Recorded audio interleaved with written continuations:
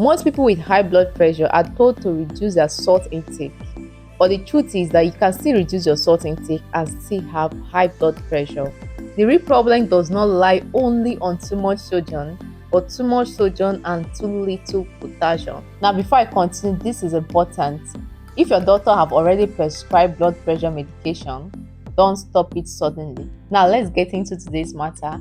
Understanding the role of sodium and potassium in blood pressure control. Let's start with sodium. Sodium holds water in your blood. When you eat salty food, the sodium level in your blood rises. This is what happens when you take too much sodium, particularly if you're hypertensive. Your body tries to dilute that sodium, so it pulls water into your bloodstream. That extra water that was pulled into the bloodstream increases your blood volume. So think of it like overfilling a pipe with water. The pressure inside that pipe rises automatically. This is what happens to your blood vessels.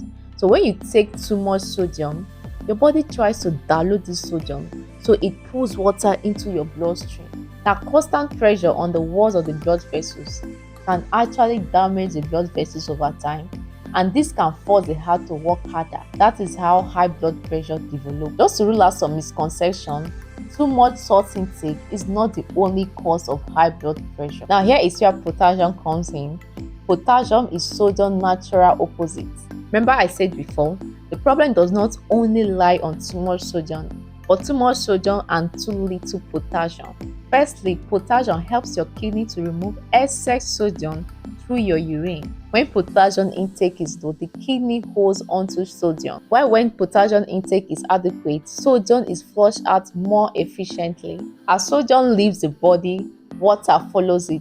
Less water in the bloodstream simply means lower blood volume and lower blood pressure. Another important thing that potassium does is blood vascularization. Potassium can directly affect your blood vessels. The walls of your blood vessels are made of smooth muscles. Now, these muscles can either tighten up or relax. High sodium and low potassium can cause these muscles to stay tense, making your blood vessels to become more narrow, to become more smaller, to become more tightened.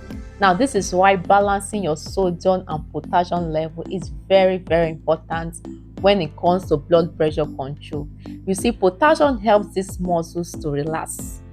And when this muscle is relaxed, blood vessels is widened, it's open wide, reducing resistance, allowing blood to flow freely. You see, when blood flows easily without no resistance, your heart does not need to overwork itself to pump blood. It doesn't need to work over time.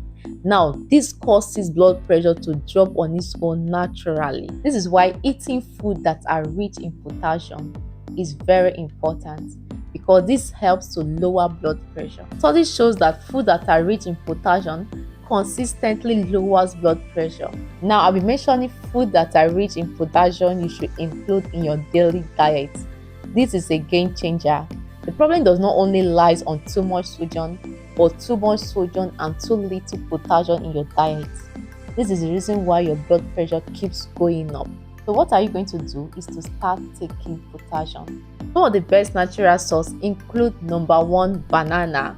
One medium size of banana of 418 grams contains 420 milligrams of potassium. And next is avocado. Half medium size of avocado of about 75 grams contains 485 milligrams of potassium. Don't forget your beans, your lentils, your potato, coconut water unsweetened without any added sugar, your spinach, pumpkin leaf, the one you call ugu.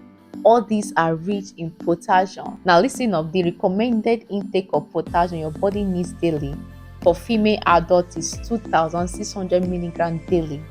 Then for men is 3,400 milligrams daily. Now listen up, you don't need supplements.